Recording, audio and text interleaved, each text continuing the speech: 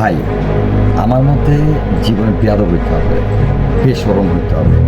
মানুষের কিচ্ছু আসে যায় না তোমার দেওয়া ফেসবুকের স্যাড স্টোরিতে, কিচ্ছু আসে যায় না তোমার জীবনে কী প্রবলেম চলতেছে, কিচ্ছু আসে যায় না আসলে তুমি তোমার জীবনে কী প্রবলেমের মধ্যে দিয়ে যাচ্ছ, লাইক কিসের মধ্যে দিয়ে তুমি যাচ্ছ।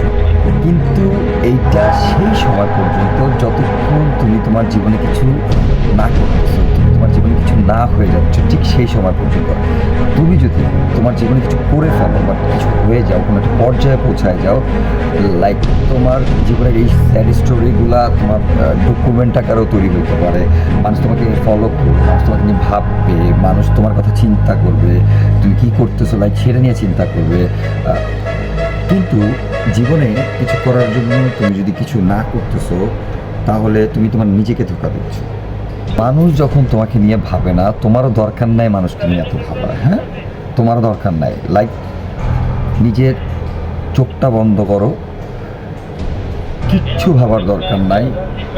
তোমার জীবনে কি ঘটবে, কি তুমি জীবনে করবা, কি হবা, তোমার জীবনের লেখকটা তুমি হও। তোমার স্যাড স্টোরিগুলা তুমি নিজে লেখো। তাহলে তুমি এটা ভাবো, তোমার জীবনের ভিলেন তুমি হবা নাকি হিরো তুমি হবা।